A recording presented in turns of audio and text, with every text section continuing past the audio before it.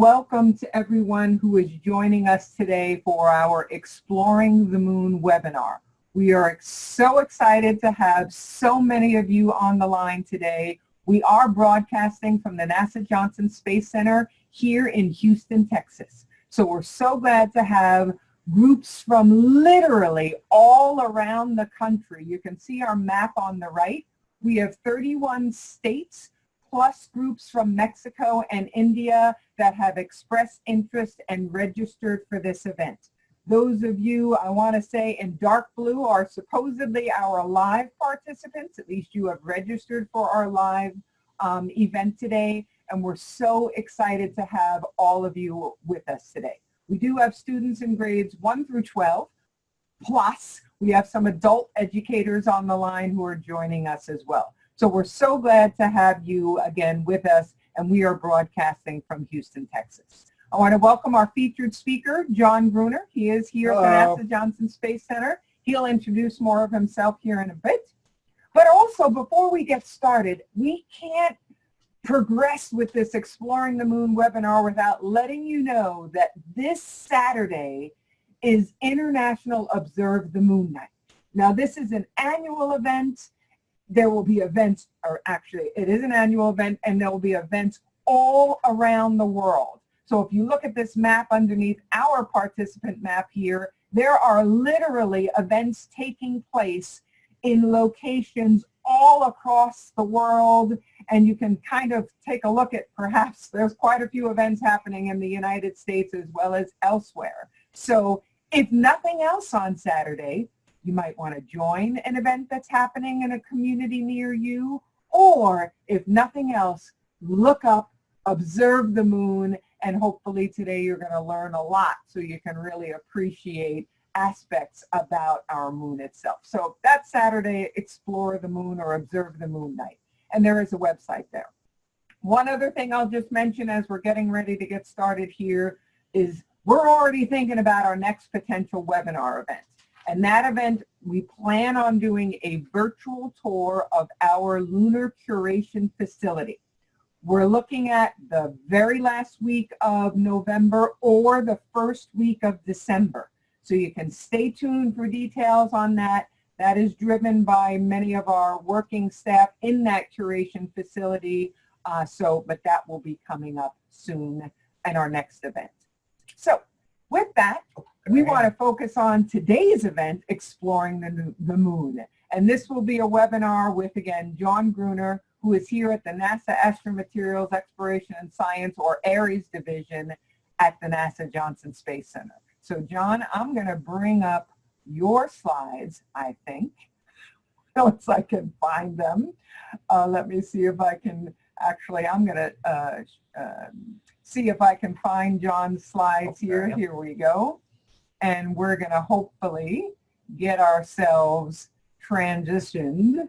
I'm going to make sure I see your slides. Yes, to John. So first of all, John, thank you so much for being with us today, and we're going to turn things over to you. All right. Thanks, Paige. Hi, guys. Hope you all are having a good day out there. Here in Houston, it's nice and cool for a change, so I get to wear my flannel shirt. We're kind of tired of the long hot that started way back in April. So here we go. We're going to talk about the moon today. A little bit about me first. I grew up here in Houston. I was born in the Houston Medical Center. I had an uncle that worked here at the Johnson Space Center while I was the manned spacecraft center back then during the Apollo days. And I was a kid in elementary school during the Apollo missions. And all of that really fascinated me. Growing up in Texas, I love the outdoors.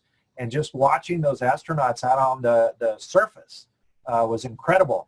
So when it came time to go to college, I wanted to work in the space program. I really wanted to walk on the moon.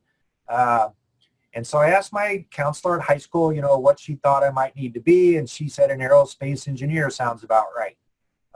So that was my first degree. I went to the University of Texas in Austin.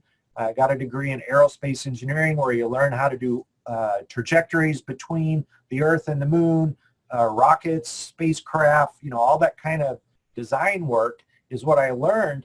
And when I started working here way back in 1986, the engineering stuff was fun, but what really kept fascinating me was, well, what are you going to do when you get there? right? Because what's the purpose of even going to the moon if you don't do something fun or useful when you get there? So I went to night school and got a second degree in science, this time in planetary science. And so I've been working in both the engineering and the science world for most of my career. And what made it easy for me to go to science from the engineering was my the foundational classes I had in engineering, which were physics and chemistry.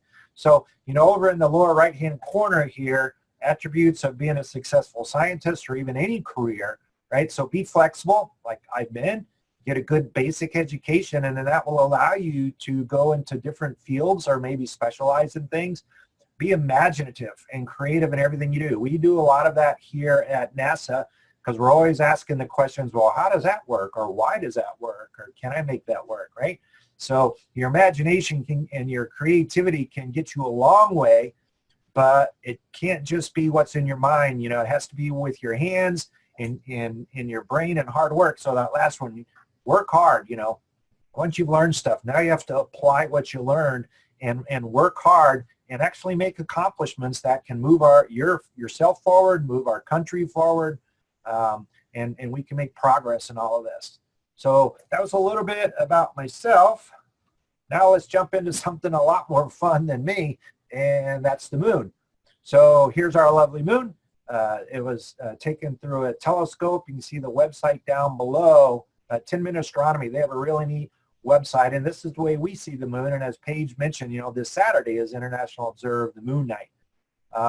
We've had robot spacecraft around the moon taking pictures of the surface as well, and you'll see some of those in this presentation. But I really love these good old, what I call old-fashioned images of the moon from the telescopes, because you can see, just the bright crater rays coming out of this impact crater. You can see the dark Mare that we're going to learn about, and then the bright highland surface that we're going to learn about. So there's our lovely moon. And John, I'm going to stop you for a quick second because I think I am in sort of a preview mode of your presentation, and I want to be able to actually show the full screen. The full screen. And so let me see if I can make that adjustment here. I'm not sure I'm going to be successful this time around, but let's see. I am not there yet. So let me try this. I'm going to stop sharing here for just a moment. You were in mode. Let me go here because we want to see your full presentation. I'm going to see if I can apologize for this, and I've lost my controls now, but I think I'm not sharing still. Sorry for the technical difficulties here. Let's see if I can. There's me. There's you, and that's going to be in preview mode. Let me go here now. And let me try. I think I got it. No preview, sir. I'm still in preview. Let me try this and change that. Now you're in full mode. They're only seeing this, just so you know, John. Does that Right. work for Yeah, you? that works for Okay, me. Perfect. So Sorry about that. So they're seeing full mode now. They're seeing full mode even though you see your preview mode. All right. So the first thing I wanted to point out, many of you have seen these phases of the moon's diagrams before, and maybe you've learned that there's the front side of the moon or the near side that we see all of the time, and then there's a far side or a back side that we never get to see with our eyes from the Earth, and that's because as the moon goes around the Earth, it also rotates on its own spin axis, and that rotation is locked in with its orbit around the Earth. So, but a lot of times on television, particularly on the news, you'll hear people talking about the dark side of the moon, right? And so I have these green pluses and these red pluses down here in the corner, and you can see the red pluses are far side location, and when we have the new moon, so the moon is in between the Earth and the sun, and we can't really see the moon. Well, look at the far side. It's getting lots of sunshine, and it's still getting lots of sunshine up here and up here, and now the far side is in the dark. So we have the near side, we have the far side, and both sides get sunshine about half the time, okay? So that idea of a permanent dark side of the moon doesn't really apply except for at the polar locations on the moon. We're going to talk about that in a little bit. All right, so as I mentioned, when I was a kid, NASA was sending the Apollo astronauts to the moon. Oh, Sorry, John. that's all right. Oh, I'm still having some technical difficulty because now they're not seeing your mouse necessarily. Oh, the little mouse button. But now, okay, you're good. Okay, yeah, and so these are the kind of images I saw on television that really fascinated me. Look at that big old mountain in the back there, right? So the moon was a really cool place to watch these astronauts explore the moon. And you notice, the later missions, Apollos 15, 16, 17, they even added a little electric car that they could ride on. They could get further away. And of course, in a geology fieldwork sense, the farther you can get from where your landing site was, now you get to see more and different kinds of rocks, and your diversity of your sample collection gets that much better. Okay? So that's what I got to watch as a kid. And so I hit the down button page, and And I'm is it not going anywhere? not going anywhere. Okay, try that. There we go. So the Apollo missions inspired a whole generation, including me. And there I am, whopping 4 years old, really cool red tennis shoes. But this guy right here, this is my Uncle Don, and he worked at NASA. And in this big chamber behind us, you can see a mock-up of a spacecraft or a testing unit of a spacecraft. They would close this big round door, suck out all of the air and make it like the vacuum of space, and then either heat things up or cool things down, just like they would experience in space. So these big things called thermal vacuum chambers are still being used today to test spacecraft. And as a little kid, I got to go watch all this happen during Apollo. So I'm sure that, helped cement the idea that I really wanted to work in the space program when I grew up. Now, the Apollo missions didn't last very long. Our Apollo 11 was in 1969, July, and so next summer, in July, we'll be celebrating our 50th anniversary of the Apollo 11 landing. But by 1972, we went all the way through from Apollo 11 to Apollo 17, right? A lot of missions flying really fast in a short amount of time. And not only did we bring back about 840 or so pounds of rocks and soil, but we also left scientific instruments behind to measure the environment of the moon. What are those temperatures like, and what is there's no real atmosphere on the moon, but what are those chemical elements that are in this very, very thin thing called exosphere? You can see the guys had to wear spacesuits because there is no air on the moon to breathe, right? And so it's going to be a really, really harsh place when we go back in the future. So next slide. While 2 of the Apollo astronauts were down on the surface, 1 of the astronauts stayed behind. A total of 3 went to the moon, and 1 of them lived in this little command module. This is actually what landed in the water when they came back from the moon with the parachutes. Maybe you've seen pictures like that.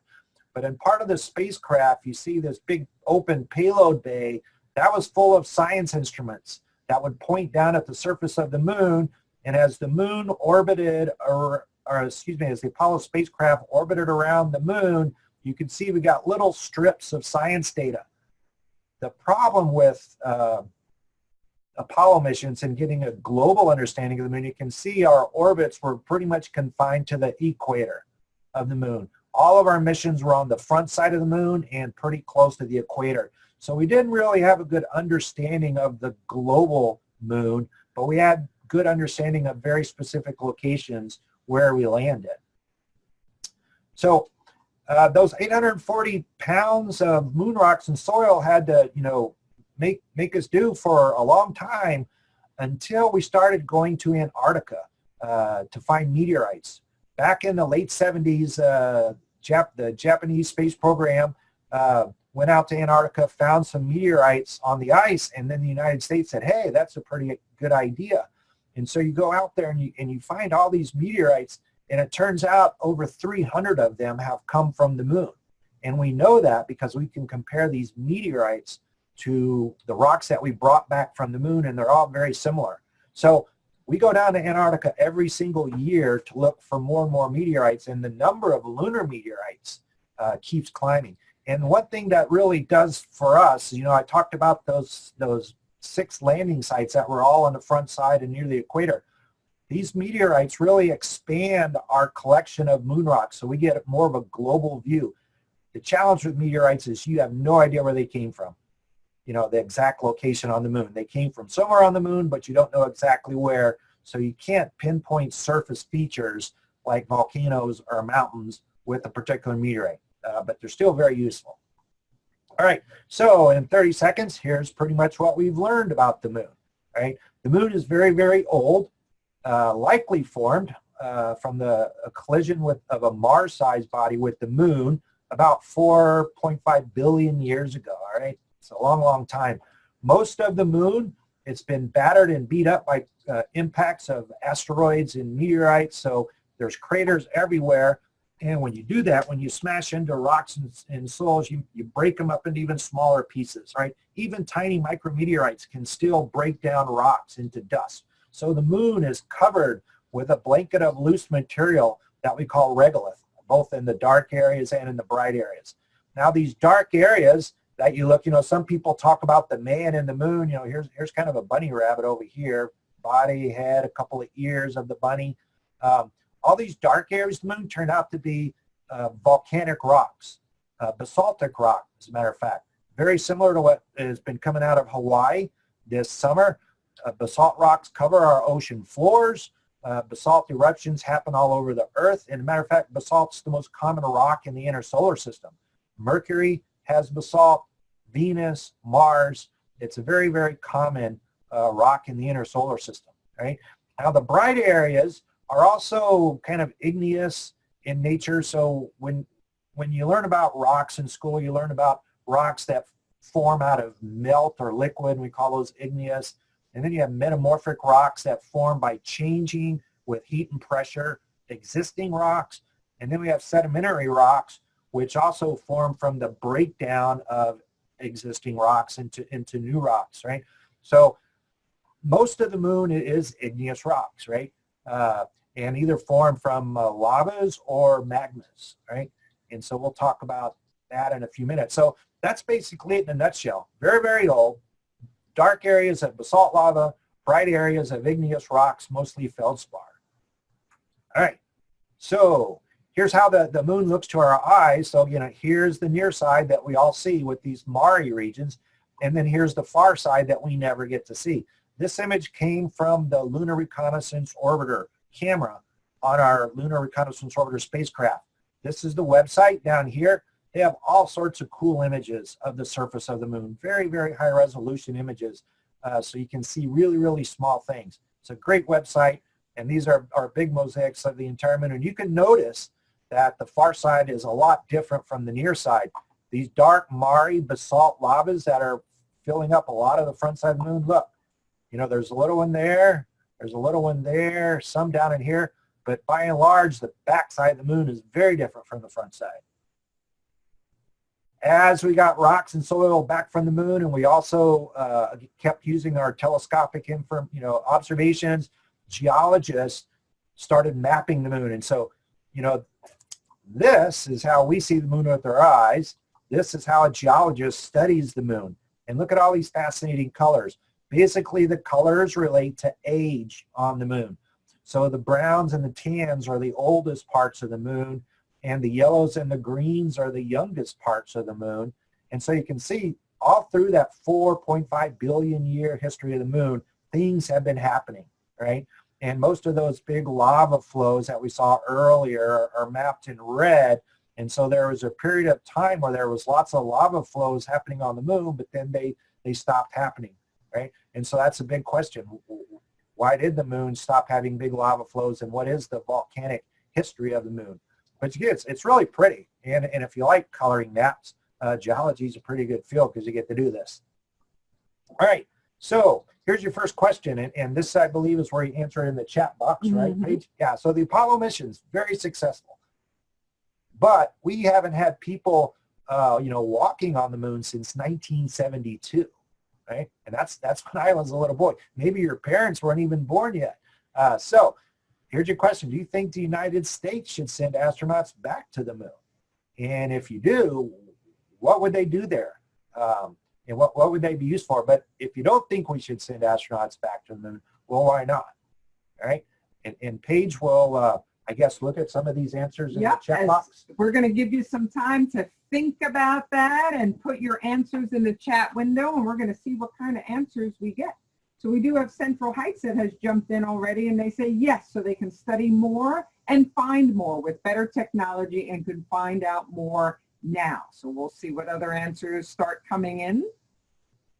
See if I can bring this up here so you can just sort of see them momentarily. Midas Creek 6th grade says yes. And what do you want to do when you get there, or for what purpose? Our SSA in Connecticut says absolutely. Build and test the technology to create a manned station. Besides doing that, you could explore the possibility of mining. Excellent input. We'll see what else comes in. JCTMS says yes, we should research building a colony. We can also collect materials to use here.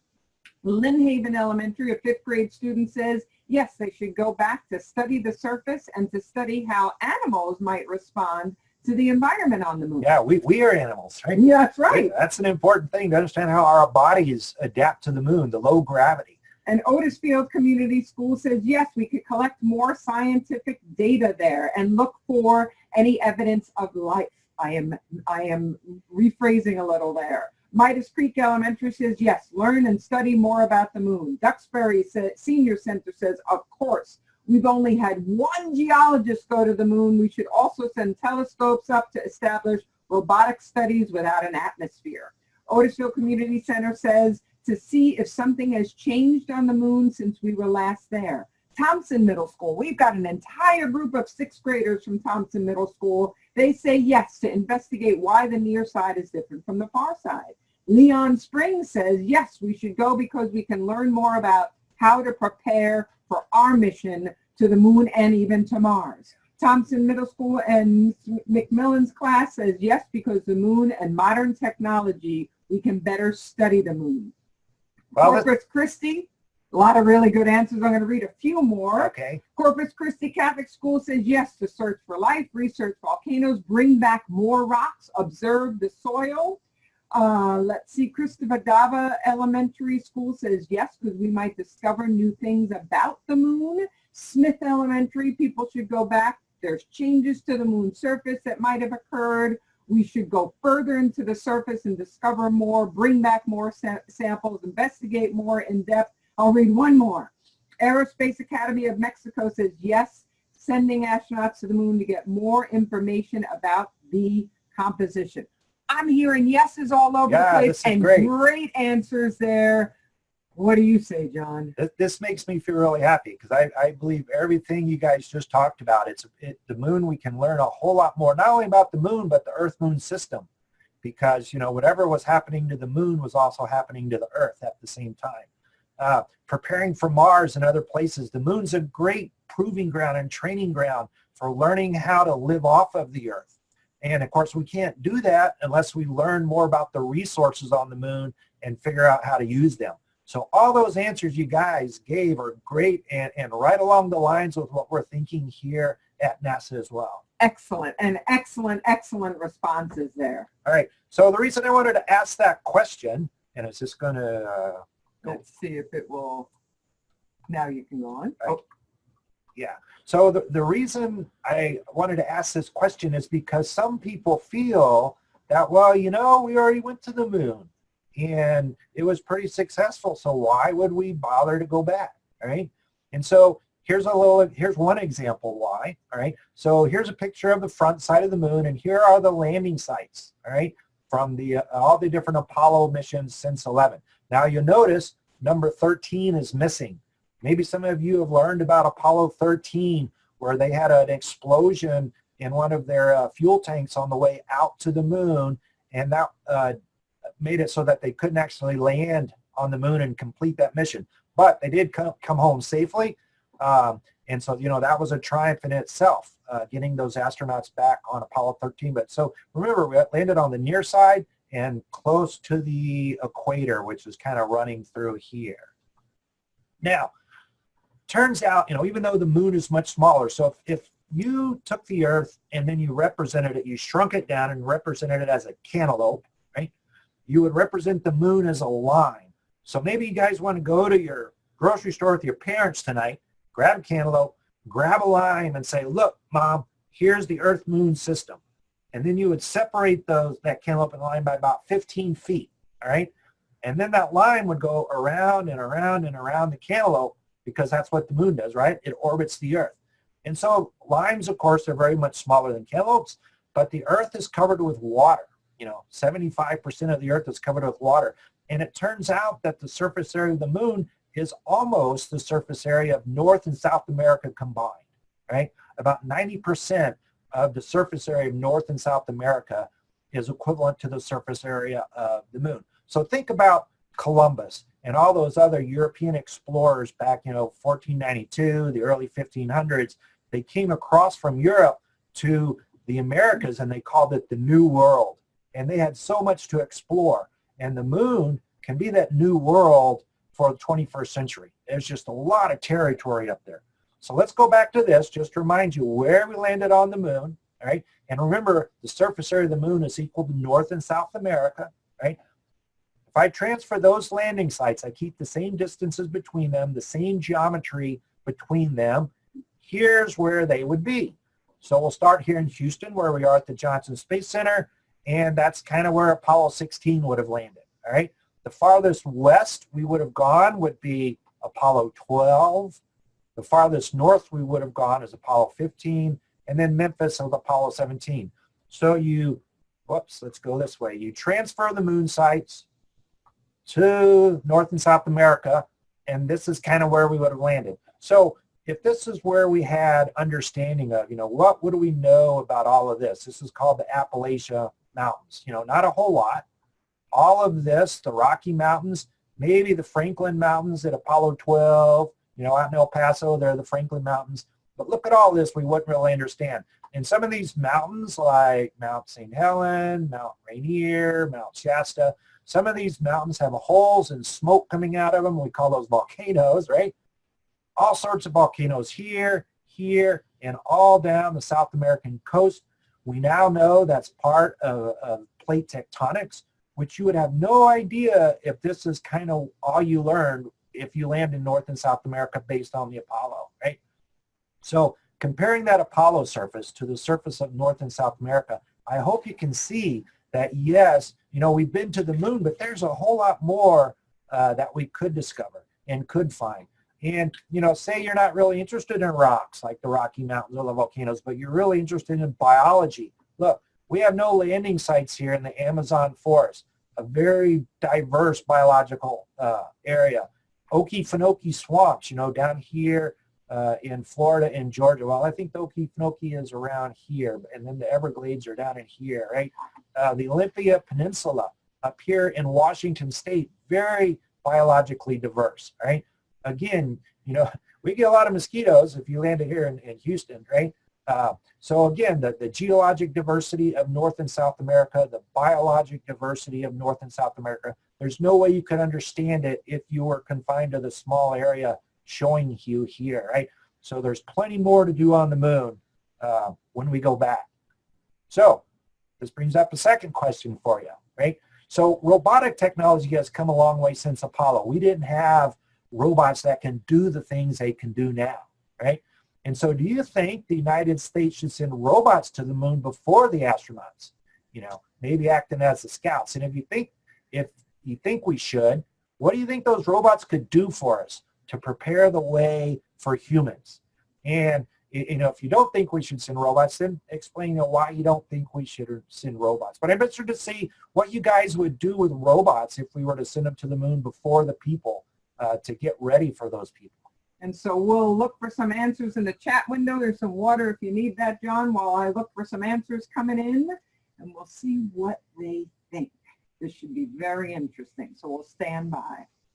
So Randall Middle says, we could eventually, yes, send robots to see the landscape and the terrain. We've got a solar system ambassador in Connecticut says, yes, they could go into more dangerous areas and into craters to look for water. Central Heights says, yes, because they can do most of the research and studies safely. It would be more exact and could study it longer. Thompson Middle School says, yes, because robots can send back data about the atmosphere. So let me allow you to see this too, John. Okay. No, an astronaut can do in hours what it would take a robot to do in months. So That's- Duxbury Senior Center, no, forget the robots, go humans. Yeah, that's true. We've also got from Thompson, yes, to gather more information for future missions and decide if we can live on the moon and or Mars and study changes. Lynn Elementary says, yeah, send robots to explore the surface of the moon and send data back to scientists. Thompson Middle also says to decide if we can live on the moon, not Mars. They did say Mars earlier, but they mean the moon. Christopher Dana Elementary, hopefully I'm saying that right, says, yes, they will discover that humans might not be able to do things safely on the surface. So they want to investigate that first. Aerospace Academy in Mexico says, yes, to explore more because robots can work all day if they use a nuclear reactor to get electricity. Thompson Middle School says, yeah, so we don't put humans at risk. Corpus Christi Catholic School says yes, because they can pick up more robots, more rocks, collect more data, test for safety, and compare the Earth to the moon. Let's see, Midas Creek Elementary says yes, they can collect more data for us, and they can collect more data than humans overall, is some of their thinking. Smith Elementary says, send robots, yes, it's safer than sending humans first. You can bring samples to one place and they could perform tests to make sure it's safe for humans. Yeah, so I like all that emphasis on safety, because even though we do really cool stuff here in our Ares Astromaterials division, the #1 job at the Johnson Space Center is to keep our astronauts safe, to train them well to do their missions, but keep them safe. You know, John F. Kennedy, way back when, said we're going to send a man to the moon before the decade's out. But he didn't stop there. He said, and return them safely, right? That's a huge part of when you send people into space is keeping them safe. And so a lot of you picked up on the fact that we can maybe send robots into more rugged terrain or more dangerous terrain that we might not send humans into, and that's a great answer as well. So these robots are great pathfinders for us, and they have in the past. So we can go. And yeah, and actually, you know, it's interesting because most of these schools, including Leon Springs and Otis Field Elementary and Smith, those dangerous places, the safety aspect, so many of these groups have confirmed exactly what you just said there. So excellent, excellent input. Now, some of the people that said, no, robots can only do so much and people are a lot more capable. Well, you're exactly right. Robots are more limited to what they can do, and our brains are just magical things, right? And we can comprehend things more quickly than these robots could ever do. So let's talk about robots. Why do we send robots into space? I call them an exploration bargain, all right? For human missions out into space, you have to have large spacecraft to keep those humans alive and healthy. And, you know, we have a lot of equations at NASA, a lot of math equations to explain how to get from Earth to the moon, to explain the temperature cycles. But the most important equation at NASA is really easy. It says mass equals money. And if you want to send a lot of mass into space, you better have lots of money. And unfortunately, NASA doesn't have all the money that we would like to have, right? So since robots are less massive, they cost less money to get them out into space. They don't need all those support functions that the humans do. So humans, of course, require air, food, and water to keep them alive. Robots, nope, don't have to feed them, right? And we want to bring those humans back home to their families safely, whereas the robots, you can just leave them out there on one-way trips, all right? So robots are great pathfinders for us, great prospectors for us. This image over here is the Lunar Prospector spacecraft that went into orbit around the moon back in 1998, and then its mission continued into 1999. And you can see, compared to this technician, it's not real big. And there's no way one person could fit and live in here with all its air, food, and water, right? So these small robots are really an exploration bargain to gather information and data that will help us when the humans eventually go. Now, here's something I bet a lot of you don't know. 13 robots actually beat Neil Armstrong to the moon, right? So we had the Ranger missions in the early 60s. They were long telescope looking things, and here's the end of the camera, right? And as they got closer and closer to the moon, they just took better and better pictures, and then they smashed into the moon. And of course, they sent their last picture before they smashed, right? But you can see, look, only 3 of them were successful, right? So there were 6 unsuccessful robotic missions because this was our first attempt at getting to the moon. We got better with our lunar orbiters that stayed in orbit around the moon to photograph the surface, to look for safe landing sites, interesting scientific landing sites for the astronauts. And you can see all 5 of those were successful. So that was a great little set of missions with our lunar orbiters, right? And then the surveyors actually landed on the moon because some people thought it would just be covered in dust and the astronauts would sink down into the dust and then they couldn't get back to the Earth. So we actually sent robots to the moon to land on it and saw that it was a nice hard surface that we could land on and work on. And as you can see, 5 of these were successful, but only 2 unsuccessful. So, not only are robots exploration bargains, but they teach us how to get places. And it's okay if you have some unsuccessful robotic missions, but it's never okay when you have unsuccessful human missions, right? Safety's number 1. So 13 robots beat Neil to the moon. That's something you can tell your parents when you get home tonight, all right? Since then, we've had a lot more missions. So, there was a long gap of time from 1972 and the Apollo missions to when people started going back to the moon with robots. So you can see the first one was the Clementine spacecraft right here back in 1994. But look at these string of robotic spacecraft that the United States and other nations have sent to the moon to better understand it, right? And all of these upfront ones went into orbit around the moon, except remember when we were talking Apollo, the orbit was around the equator, so we didn't really understand much of the moon.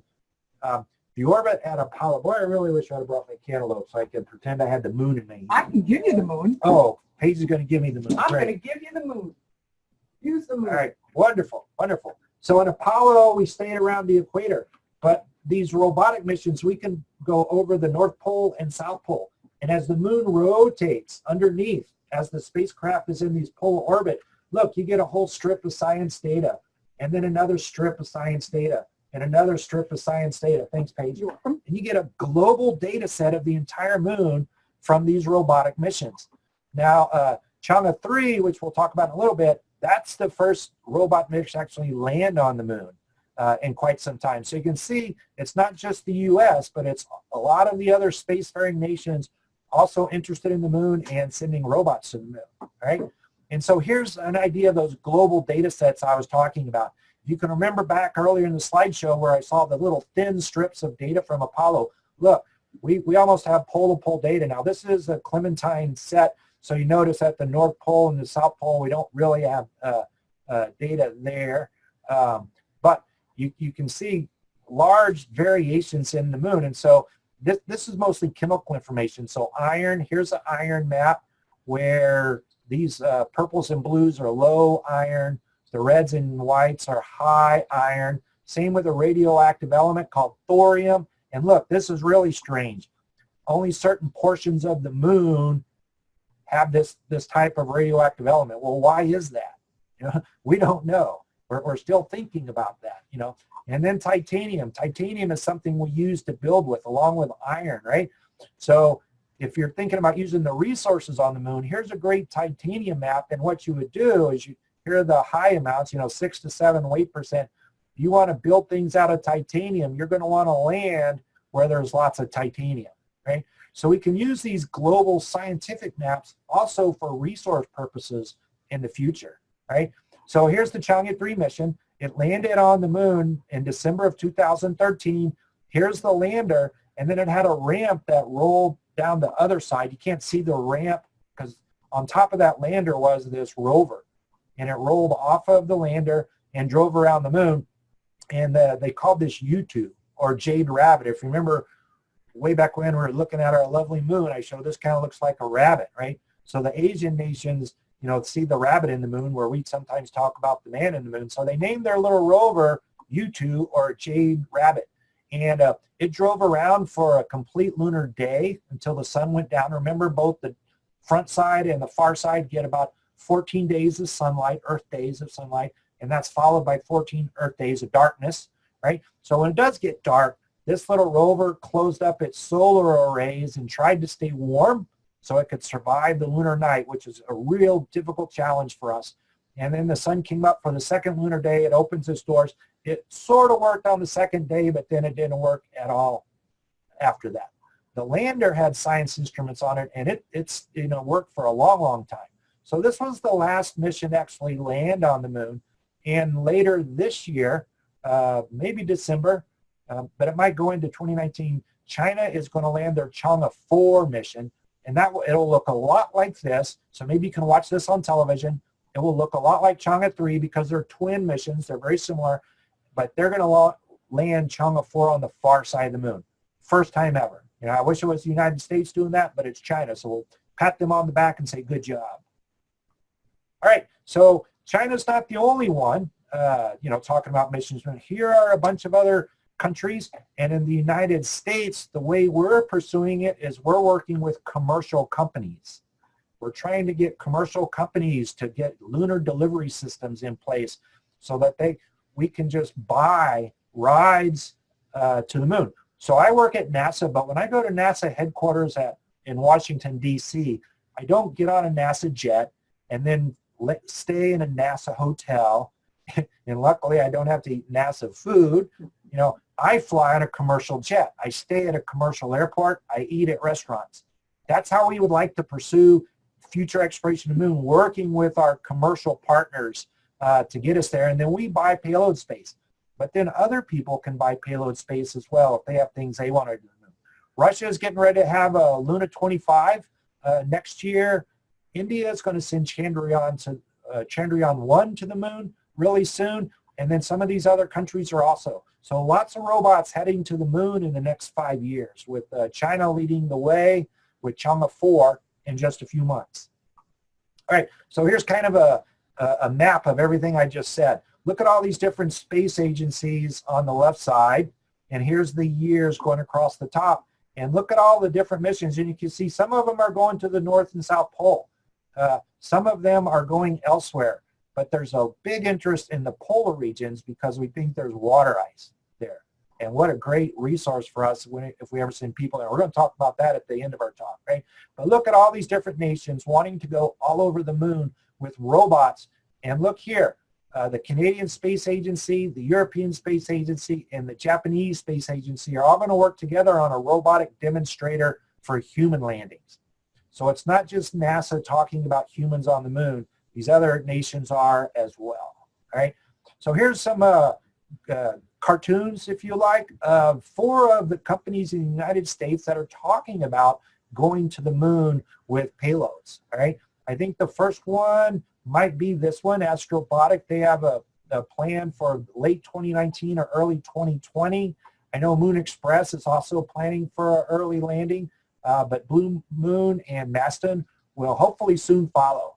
Because, if there was only one airplane flying from Houston to NASA headquarters, they could charge me whatever they want, and I'd have to pay it because that's the one plane flying from Houston to Washington, D.C. When you have more companies providing the same types of service, now we can get better prices from the competition. And it also drives these companies to be really innovative in getting to the moon so it doesn't cost so much. So this is how we're planning on getting there. All right. So a lot of this first part of the talk was mostly exploration, right? But what I want to finish up talking about is the science, because this is a great quote from Arthur C. Clarke, 1951. Exploration of Space was a book he wrote. And he said, this crossing of interplanetary space, it's a technical problem. It really taxes our ingenuity. But there's no point in going there unless we really do something, right? Got to do something when you get there. Or what's the point? So that's what we're going to talk about. So here's the next question for you. What hypotheses have you heard about been considered for how the moon formed? Let's see if any of you guys have studied this yet. We are going to talk about it in a minute, but let's see what you have in your little brains right now about how the moon possibly formed. And we'll make this quick because John may have already mentioned how we think the moon might have formed, but we'll see if you have heard of any other hypotheses. And again, we'll just do this quick to see what kind of input comes in as we're running a little low on time. So Otis Field Community School says asteroid and volcanoes. Creekview High School says asteroid the size crashed into a semi-volcanic crust on early Earth. Thompson Middle School says when rocks crush together. Duxbury says a collision with a Mars-sized planet. JCTMS says a Mars-sized asteroid hit the Earth before it was solid. Thompson Middle School says it was created by asteroids. Corpus Christi Catholic School says by gas, air, rocks, and 2 planets collided, maybe even some comets in there. Otisfield Community School says remnants of asteroid hitting the Earth, sending debris out. Aerospace Academy says a meteorite hit the Earth and sent material out, and this formed the moon. Wow. Thompson Middle School says created by ice and rocks. A solar system ambassador from Connecticut says rings like Saturn condensed into the moon. Midas Creek says asteroid hit the Earth and broke off a piece that started out rotating and eventually became the moon.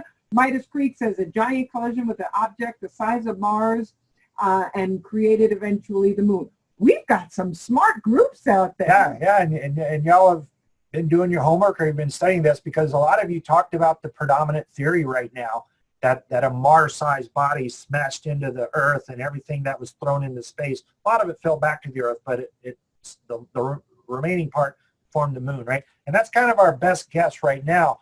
But before we ever went to the moon and actually brought rocks back to help us with our hypotheses, these were the 3 theories that most people thought of, right? So one was called the fission theory, where the Earth was spinning really fast and it slung off blobs of the Earth at the equator because it was spinning so fast. They call that the fission theory, right? And a student actually drew up this little graphic. I love this graphic explaining these classical hypotheses, a guy named Daniel Osborne. So the problem with that one is the Earth isn't spinning that fast anymore. So what must have changed, that could have happened? Another was called the capture theory. Unfortunately, our poor Astros lost last night, but here's a baseball theme. With the Earth wearing a glove and the moon formed elsewhere in the solar system, and as it came close by the Earth, the gravity of the Earth captured the moon and put it into orbit, right?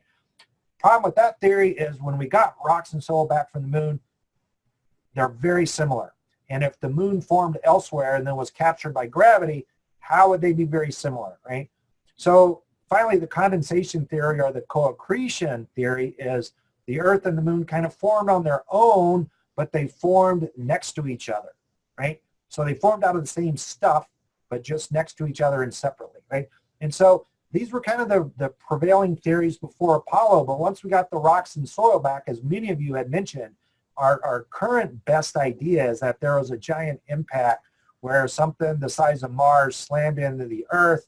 It threw a bunch of material out into space, maybe formed a ring of debris like Saturn, eventually coalescing into the moon itself, right? But again, I want to emphasize these are hypotheses or maybe even theories, but not for sure that it's complete fact, right? There's always more to learn to try to nail these things down, right? Another thing we don't understand about the moon is we think that the outer portions were liquid magma during the formation, a couple hundred kilometers worth. And as the moon started to cool down, minerals that were formed out of the magma, the lighter minerals, the less dense minerals floated to the top.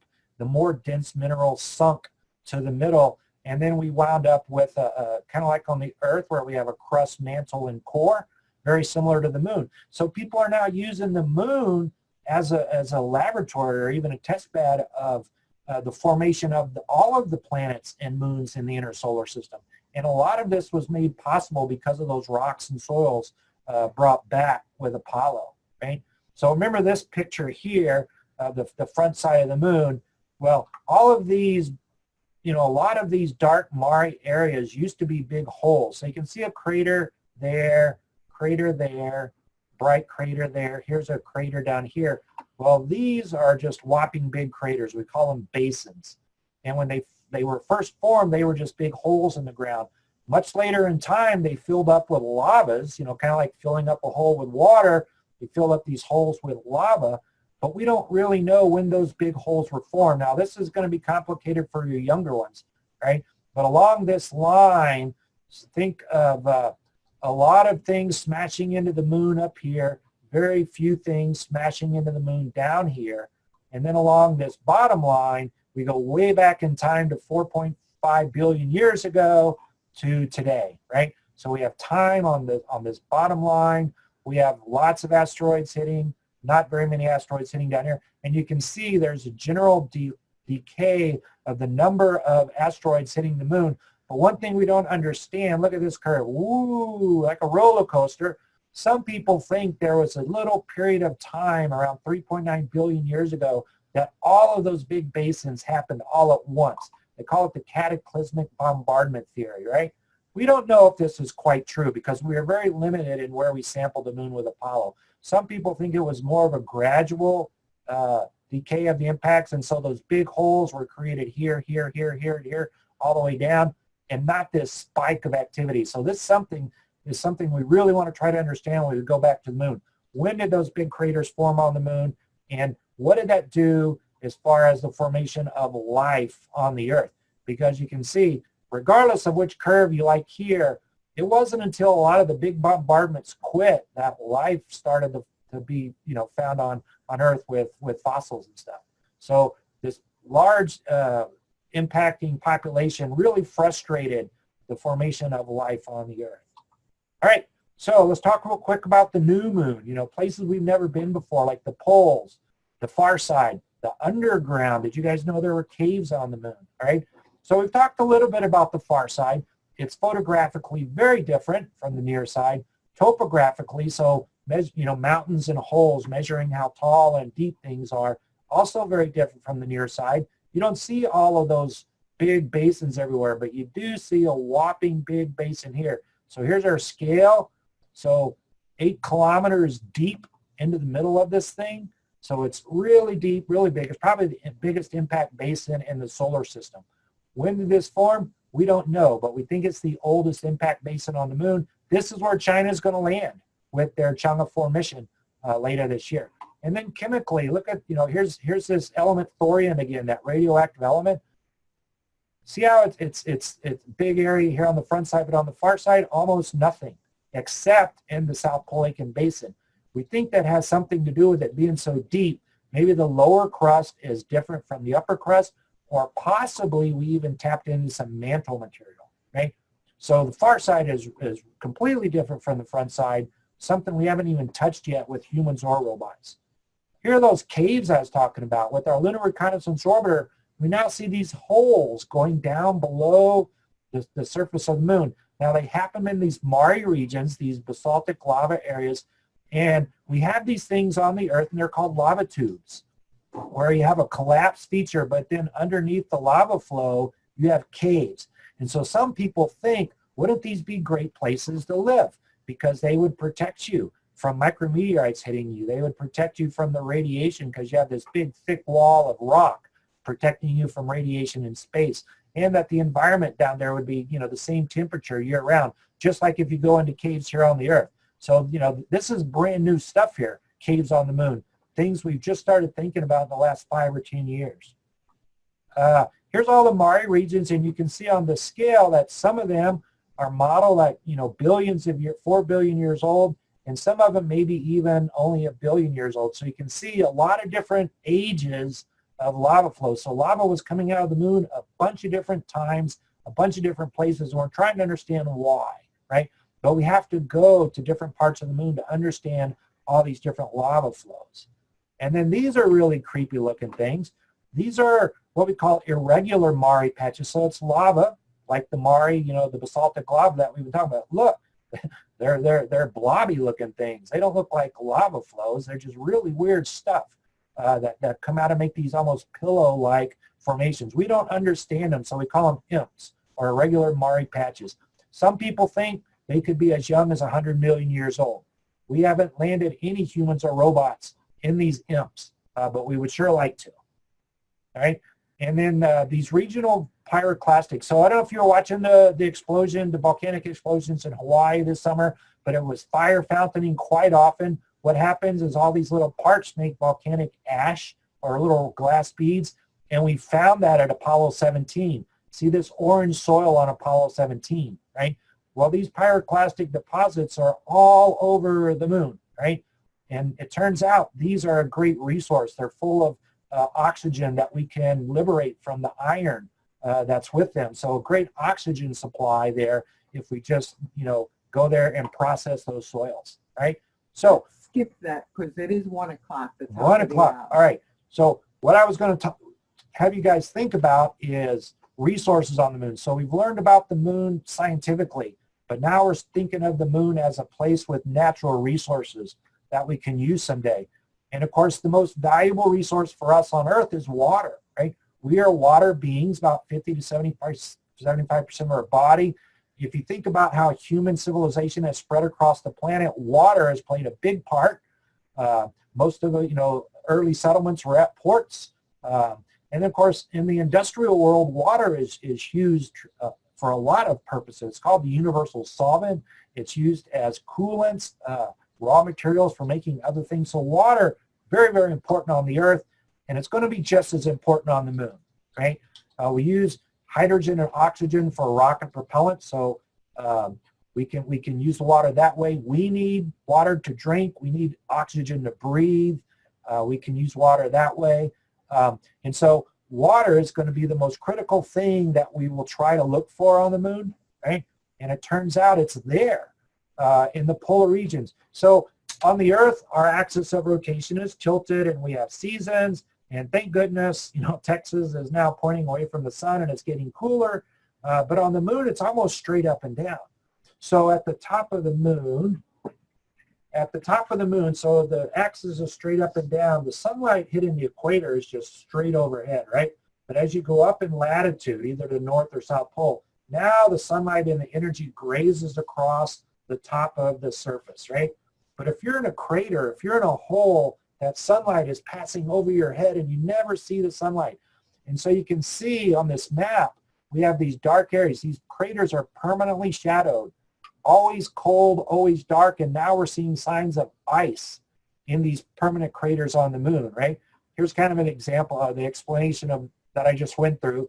We have an orbital, our axis is tilted, the moon's is not. So in the polar regions, we have these permanent dark craters. Just the opposite though, if you're on a mountain, you get to see the sun quite a bit because as the sun goes around you, you see the sun from every direction. So it's set up perfectly for us that we put our humans and our robots in the sunlit areas up on top of mountains and hills or crater rims, and then we go down into the dark areas to look for the water ice, right? And then process it so we can use it. Here's kind of a more vivid distribution or showing you of where all these permanently shadowed regions are at both the North Pole over here, South Pole over here, so you can see it happens at both poles, and there's water ice at both of these locations. So what almost like an oasis in the deserts, right? The water is going to be important. This is just another data set. The purples and the blues are water under the surface down to about 30 centimeters, 50 centimeters. That's the limit of our exploration so far from orbit. We need to get to the surface with robots to drill down and penetrate to see how deep the water ice is, because that'll give us an idea how much is there, right? We actually smashed into one of those craters, and you can see water was the largest component, right? So here's the most that was in our cloud of stuff that came out of the impact. You can see all sorts of other things as well, but water was the most abundant at about almost 6% of the stuff that came out of the impact crater was water, right? So we know it's there. We found this with our LCROSS mission back in 2009, right? So we're going to have to, because we're past the top. We're past the time. So this was another question we were going to ask, would you guys want to go to the moon? I hope so. I wanted to go to the moon, but I'm getting too old. We need you guys to grow up, and we need people that want to go to the moon, because in the late 2020s, like 2028, 2029, maybe even around 2030, is when most of those space agencies are talking about getting to the moon. That's just 12 years away. Add 12 years to your age today, and you can either be a college student working on exploration of the moon. You could be in the business of exploring the moon. I don't think any of you are quite old enough yet to be astronauts, because most of our astronauts are hired when they're in their 30s, right?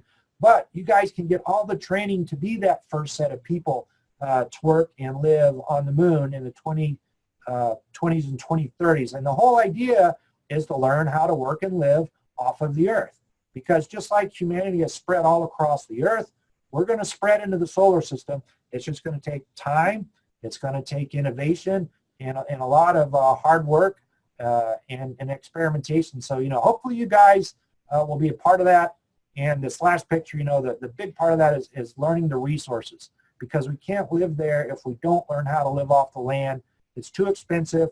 It's too dangerous to try to bring everything from the Earth to live out there on the moon. So we're going to really have to learn how to use those resources. So I'm not real good in poetry. I love science and history, but here's my attempt at free verse, right? Close, interesting, and useful. The moon is. Kind of sounds like Yoda from Star Wars, right? But it's always there, right?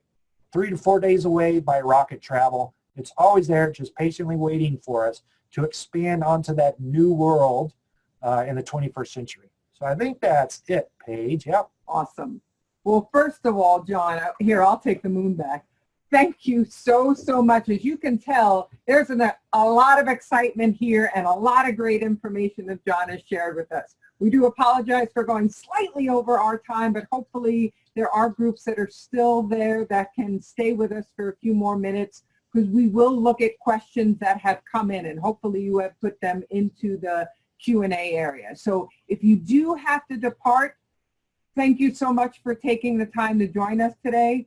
Thank you, John, for taking the time to join and share with us today. And John, are you willing to stay on the line for a little bit? I'm not going anywhere. Absolutely. That sounds great. So I'm going to actually bring John. I still see quite a few, 45 attendees. Absolutely. So we're going to just share you and our photo and our image here, and I'm going to go to some questions. And again, if you do have to depart, thank you again, and I'm going to get to as many questions as I possibly can here with John. So John, one of our early questions that came in, Duxbury Senior Center in Massachusetts wondered how many pounds of rocks have been analyzed from what's been picked up at the moon? Well, that's a good question, because I said we brought back about 480 pounds. Everything got a quick look. We called it a preliminary examination. But as far as detailed analysis, boy, I wish Ryan Ziegler was here. He's our Apollo curator. But it's not as much as you would think. If you have a really big rock like the size of a football, and the rock is pretty much the same, you really only need to analyze a small bit of it to understand that rock, right? So I'm willing to guess that more than 50% of what we brought back from the moon hasn't had any real detailed investigation of it. And that's the beauty of keeping samples here at the Johnson Space Center. As technologies in the laboratories get better and better and more, specific on what it can look at, those rocks are presents that just keep on giving and giving. And same with the lunar meteorites, right? We just keep applying our new technologies, our new lab techniques on rocks that were brought back 50 years ago. And it's a great question too, because if any of you have ever seen our lunar discs, they have very small pieces of samples in them, and that's all you need is a small little piece of sample to really get a good understanding of what that rock is actually telling you. So great question and great answer, John. Now here's another from Thompson Middle School, and we have a whole group of 6th graders from Georgia that are on the line from Thompson Middle School, and they want to know, how long did it take travel-wise for the Apollo missions to reach the moon? Now, it's just about 3 or 4 days. So, like I said, the moon is really close, and we get in a rocket, we launch into Earth. The Apollo guys were in orbit around the Earth just for a brief period, and then they lit the rocket motor again and headed out to the moon. So in a matter of 3 or 4 days, you could be on the moon. And that's what's so neat about it, is that it doesn't take, months and months to get there like Mars missions do. Humans to Mars are going to take months and months. Another beauty of that closeness at 3 to 4 days means our communications, there's no real time delay. With our robots on Mars right now, we'll send commands to it, and sometimes it can take hours before that command ever reaches the robot on Mars. Since the moon is so close, it only takes about a second and a half to send a command to a robot on the moon. Now, for the robot to respond, it's another second and a half. So you're still talking about 3 to 5, maybe 10 seconds of time delay between operating things here on the Earth and then getting those operations to the moon. But, I'll take 3 to 10 seconds over hours any day. So the moon's really close, 3 to 4 days rocket travel, just a couple of seconds light travel, so you can be talking to people on the moon just like we are today. You can be operating robots on the moon, just like you might do your radio-controlled cars or airplanes, or now everybody has the flying things. Those drones. Those drones. Yeah, and communication is so important, and we take it for granted that we can communicate with one another almost instantaneously, but further you go away, the further there is in terms of delays. So John, here's a question from Christ the King School, and they're a group in Vermont. They want to know, how long will it take to build the next rocket which will take astronauts to the moon? Well, we're building it right now. It's called the Space Launch System, or SLS, and we hope to have our first launch in about 1.5 or 2 years, and it's a really big rocket, very similar to the big rocket that the Saturn V that sent the Apollo astronauts to the moon. So, it takes a long time to develop a new rocket. So you have to design it and test out your design and run it on computers to make sure it works. But once you launch that first rocket and you show it can work, all those other rockets are a lot easier and quicker to build because you've proved it out with the first one. So this first one has taken us a little longer than we like to get it built and designed. But we hope, again, have that first SLS launch, I think in 2020, or they're looking at, or somewhere out, maybe even 2019. But it's about 1.5 or 2 years away. And then we hope to fly the big rocket about once, maybe even twice a year after it becomes operational. We'll have several test flights of this Space Launch System in the early 2020s. That's why I was saying in the latter 2020s is when people are talking about, agencies are talking about people on the moon. So it's not instantaneous. It's not like just going down to the used car lot and buying a car to drive you to the next city. It takes a while to build these rockets, but it's just on the span of a couple years once you got the final design in place and ready to go. Awesome. And testing is an important part of that process. You Absolutely. Bet. Now, Midas Creek Elementary, and you may have answered some of this, but they're part of their question you might be able to at least expand upon. So they were early on asking how many times we've landed on the moon, but how many people have actually walked on the moon? All right, so 6 times we successfully landed on the moon with the Apollo missions, and each of those landing spacecraft had 2 astronauts, right? So 6 times 2, that's 12 moonwalkers. And since that happened so long ago, unfortunately, there's only about 4 of them left. And so it's really important for guys like me to talk with people like Jack Schmitt, who was the geologist that walked on the moon in Apollo 17, to really get an understanding of what it was like. Because by the time we get back to the moon with people, I'm afraid all of our Apollo astronauts will have died. Okay? So only 12.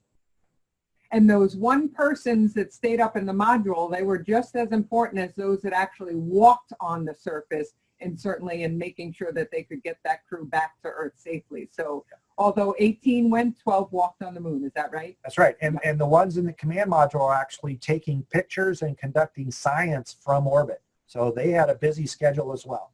And Midas Creek also, and you answered this as well, we have not visited the backside of the moon, at least the United States hasn't, but you said China. China will with their Chang'e 4 mission later this year. Awesome.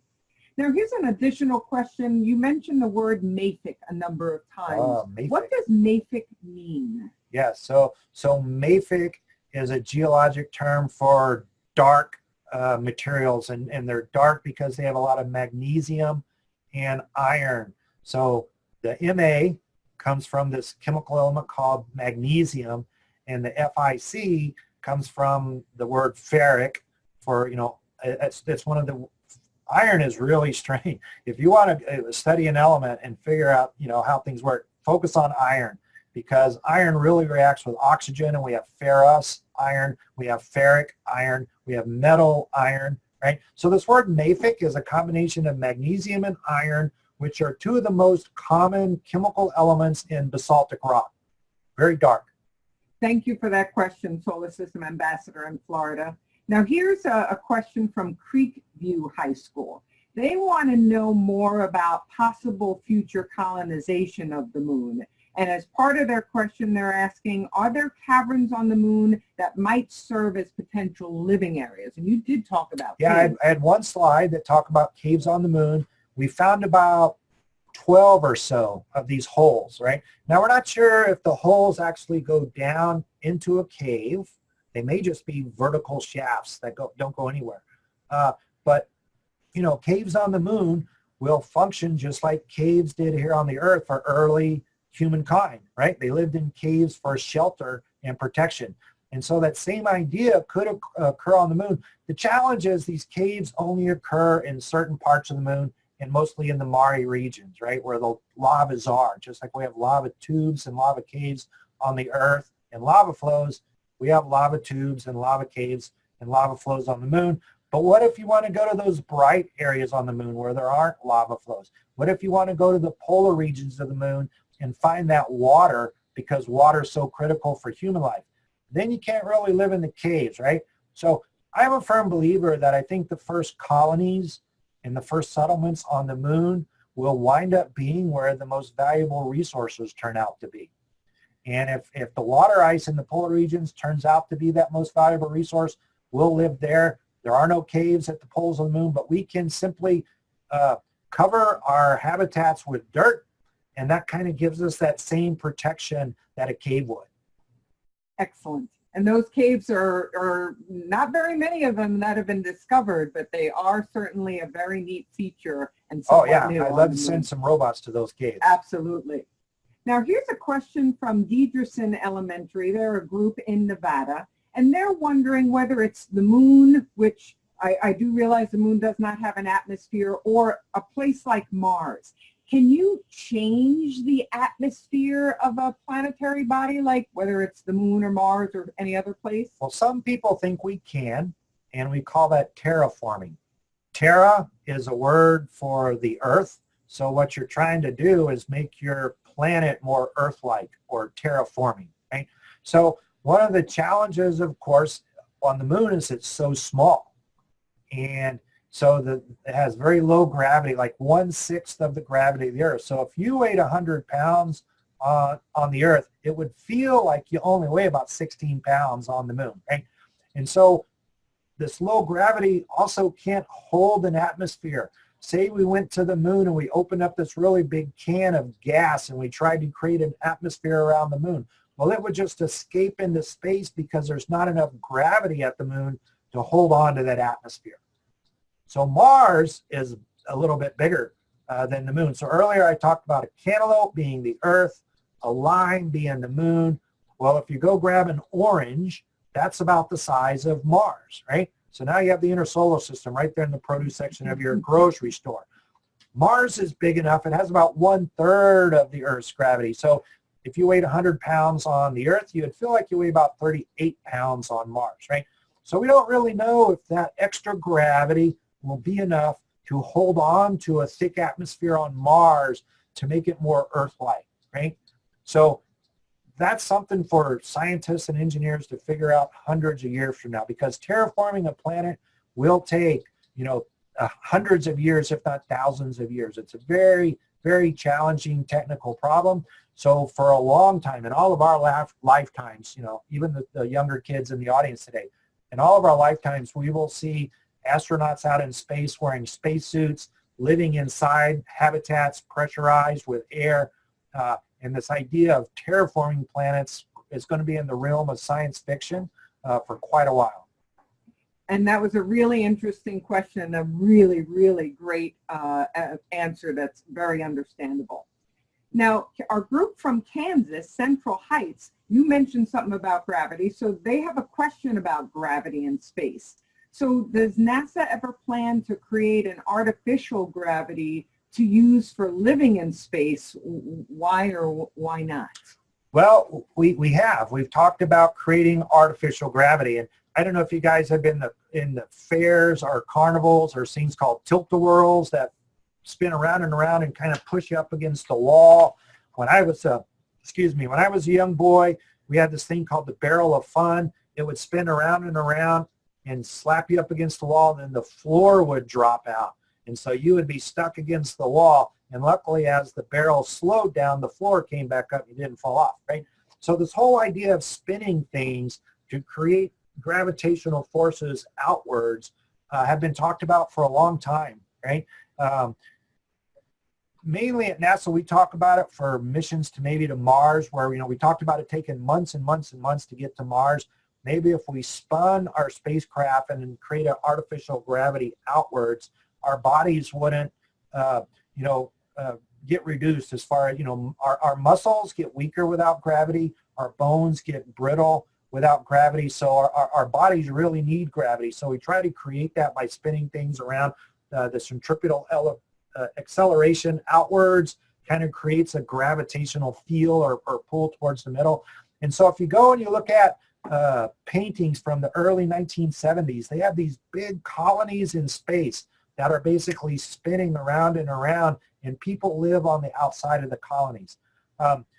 Much like our discussion on terraforming, this idea of huge colonies in space spinning, creating artificial gravity, won't happen for, hundreds of years, probably. It's something we're talking about, where it's something we do on a very small scale, on smaller spacecraft, maybe going to Mars with humans someday. But we certainly are working on it and thinking about it. Excellent question. Now, here's a question from Meadowwoods Middle, and they're in Florida. They said, John, this is for you. Would you be interested in going to the moon for habitation? Or are you interested in supporting future missions from Earth? Yes, I would love to go to the moon. As a boy watching Apollo, I thought it was going to be my generation that got to the moon, but it just hasn't happened yet, right? So I would love to go to the moon. Right now, where would I go? I would go to those polar regions. I would really like to see if all that water is really there, and then figure out how to get that water and put it in storage tanks and then start using it for things, for life support and rocket propellant. So absolutely, I would go to the moon. I used to think I would go to Mars, but remember, the moon's only 3 or 4 days away, and you can go there and stay for a couple weeks and come home, and you've only missed 1 month of your life, right? You go to Mars, you're signing up for a 3-year round-trip mission, right? So that means you miss 3, holidays, Christmas, you miss 3 birthdays. Maybe if you're married, you miss your anniversary dates. 3 years of your time is a lot to lose, right?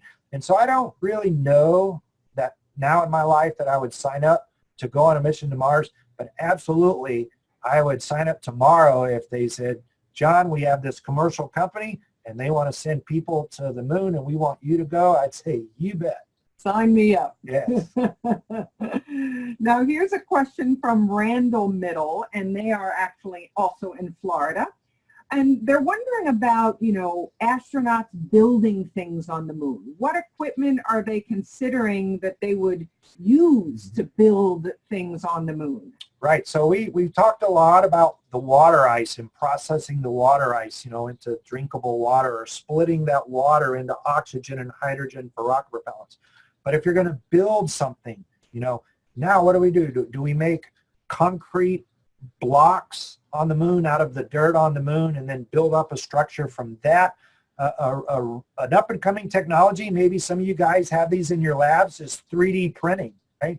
So some people think you can take something and 3D print habitat on the moon. So you start out at the bottom and you print it up and up, kind of like a dome or an igloo, and you can 3D print a structure on the moon. So that gives you a structure, but you're still going to need to seal it and make it so that it holds an atmosphere.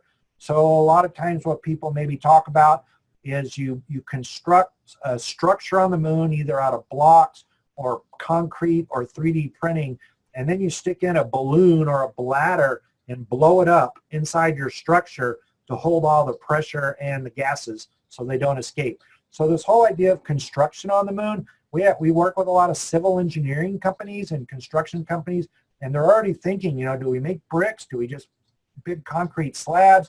Can you microwave the moon? So you use microwaves to melt the moon dirt together.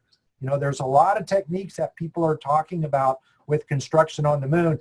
And when we do send those robots back to the moon in a few years, those are going to be some of our payloads, very small demonstrations to see if you can 3D print with that dusty soil on the moon? Or can you make a brick on the moon? We're going to be trying that out with our robots. Excellent. That actually leads to one of our next questions from one of the Thompson Middle School groups in Georgia. They're wondering whether it's robots or whether it's things constructed on the moon. If there's so little gravity and the moon is round, how do these things stay on the moon and not sort of fall off? Right. So a lot of people think that you're going to float around on the moon, but there is enough gravity there. Just go on YouTube, watch those videos of Apollo, and you'll see those guys walking around. Now, you do, with the 1/6 gravity, you do kind of have bigger hops when you walk. And I love baseball. I was horrible at basketball. There's no way I could ever dunk a basketball here on the Earth. But if I was on the moon, I could jump up and dunk a basketball, no problem, because of that low gravity. But there is enough gravity to keep you on the surface. So you can walk, you can drive cars, go to YouTube, watch the Apollo. And matter of fact, on Apollo 15, they even did an experiment about gravity where they dropped a feather and they dropped a hammer. And they both dropped at the same time because there was no atmosphere to slow the feather down. Feathers kind of float down in our thick atmosphere. Well, on the moon, there was no atmosphere, so it was just pure gravity. And as I was Apollo 15, you can watch them drop a feather and a hammer, and you'll see it all falls to the ground. So if you trip on a rock, you're going to fall on the ground. If you let go of something, it's going to fall onto the moon. It's going to stay there, right? There is enough gravity to keep things down on the surface. Excellent question and great explanation as usual. Now, Christopher Dana Elementary School in California, they are wondering about the science of the water in the moon. How did it form? How did we get this water on the moon in the first place? Great question, because we don't know, right? We have a lot of theories about that. The most probable thing that people think about are comets impacting the moon, or water-rich asteroids impacting the moon and then leaving that water on the moon, all right? And of course, the moon gets very, very hot. We talked there's no atmosphere on the moon, and if you're at most places on the moon and the sun comes up, it gets really, really hot, like almost 250 degrees Fahrenheit hot, right? So water boils at 212 degrees. I don't know if you guys have done this in science lab, right? So any water on most of the moon goes away when the sun comes up, right? So it's those permanently shadowed craters at the poles where they're so cold. Matter of fact, those permanently shadowed craters on the moon are the coldest places in the solar system, even colder than Pluto. A lot of people think, well, Pluto is really, really cold because it's so far out there. But it's reflecting sunlight so we can see it, right? So Pluto gets warmth from the sun, whereas these permanently shadowed craters in the moon do not, right? And they're like minus 450 degrees Fahrenheit cold. I mean, crazy cold, right? And so it's only in these dark regions that stay cold has water survived over the centuries and the billions of years. Some people think that maybe small amounts of water form all the time on the moon because the sun is spewing out something called the solar wind. And a big part of the solar wind is hydrogen, right? And so if a hydrogen atom comes from the solar wind, impacts the surface of the moon, there's oxygen atoms all over the moon in the form of minerals, right? So all those minerals on the moon have oxygen in their formula, in their chemical formula. So if you have hydrogen coming from the sun and it smashes into a mineral and there happens to be an oxygen that it can bond to, now you can make what we call hydroxyl, or OH, or you can even make water, H2O. So some people think there's this hydrologic cycle or water cycle going on the moon even today, where the hydrogen from the solar wind is mixing oxygen on the moon and making water. And then as the water heats up and maybe goes into the exosphere, leaves the moon, it actually travels in, what we call a ballistic hop. So like a cannonball shooting out of a cannon, or a roller coaster going up and over, right? So a water molecule could come off the surface of the moon, a hot part of the moon, and maybe come back down in a cold part of the moon and actually get trapped there. So this whole idea of a water cycle on the moon right now is brand new. We don't really understand it, but that's one of the things we're going to try to figure out with our robot missions sometime soon. And could comets also have been a source of water Oh, yeah. potential as well? Sure, you bet. Comets, and then we have these asteroids that are full of water called carbonaceous chondrite asteroids, right? They can be like 20% water. So comets or asteroids have certainly slammed into the moon, and some of that water from the comets stayed on the moon in those cold trapped areas. Excellent. Now, here's a question from Diedrichson, I hope I'm saying that correct, elementary school in Nevada. Now, you talked about robots and robots preceding humans to the surface of the moon. Well, over the years, what are some of the changes that they might have made to some of the original robots to help improve the exploration of the moon? So the vision systems are getting a lot better, so we can do HD TV on our robots at the moon. We also, so our, I don't know if some of you older people might have learned about the electromagnetic spectrum, a broad range of energies, and our wimpy little eyes can only see a very small part of this electromagnetic spectrum. The eyes on the robots, we can design to see at all wavelengths in that electromagnetic spectrum. Not just our eyes, but maybe some of you guys have heard of infrared, night vision goggles or infrared, or ultraviolet. That's on the lower end. So we can get our robots to look in the ultraviolet or look at the infrared, and then we'll see the surface of the moon in completely different ways than our human eyes do. So the imaging systems have come a long way. Our techniques that we do in our laboratories here at the Johnson Space Center, we have huge laboratories, but we've been able to miniaturize some of those instruments so that we can actually fit them on the robot. So our instruments have gotten smaller and smaller and more capable, right? So all sorts of technological advances have helped us with being able to do things with robots on the surface. Excellent. And you got to progress with technology, or with the progression of technology, you can improve what you can learn. So such an important thing and a great thing to think about.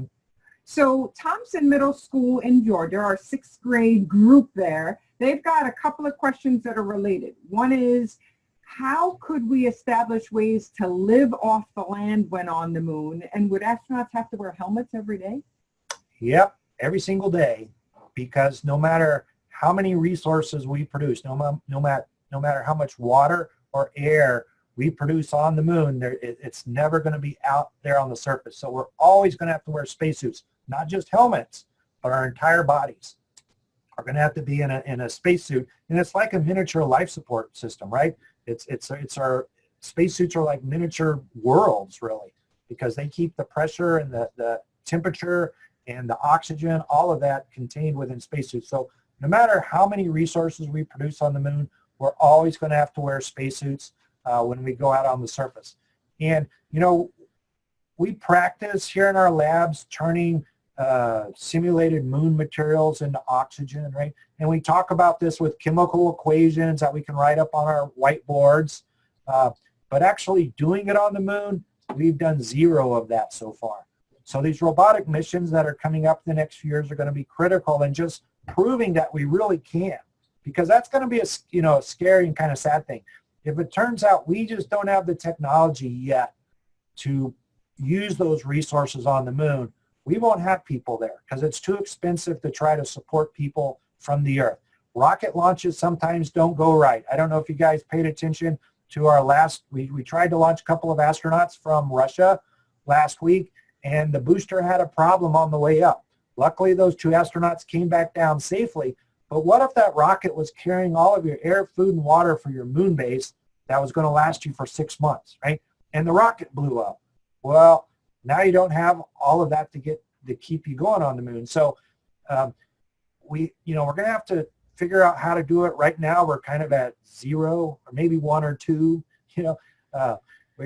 We have a lot to learn in those resources. Learning how to use those resources on the moon is going to be critical if we ever hope to stay there for long periods. And here's a fancy term for all you out there. ISRU, or in situ resource utilization, is certainly something that is being looked at to be able to live off the land. Right. We love our acronyms here at NASA. That's right. ISRU. ISRU is something we talk about all the time because it's about that resource utilization, and without it, we're not going to be staying there for very long. Exactly. So, related to some of this technology advancements and such, also from Thompson Middle School, they're wondering, might they come up with some items that could fuel things like cell phones? Is there a way to do that from the moon? Cell phones. Yeah. Well, cell phones just run on electricity, right? And so the sun is out there, right? So remember, most of the moon, you get about 14 days of sunlight. So if you have solar arrays there, they can collect that sunlight and generate electricity. If you remember when we talked about the polar regions and the spin axis being perpendicular, so if you're in a crater or a hole, you're in the permanently shadowed cold areas. But if you're on a mountain at the top, you get sunlight a lot of the time. So we can put solar array towers, just like on space station. You look at the space station, we have these tall, skinny solar arrays collecting sunlight and generating electricity. We can do those same things that will reach up into the sky on the moon, and then it can touch the sunlight all the time. So we can generate electricity from solar arrays in the polar regions of the moon all of the time. We don't have that 2 weeks of darkness and 2 weeks of sunlight. Another way we're talking about generating electricity on the moon is with nuclear power plants.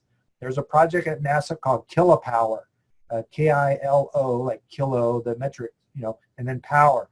And so we're trying to design these things that can generate 10 kilowatts of power, of electricity, so we don't need the sunlight.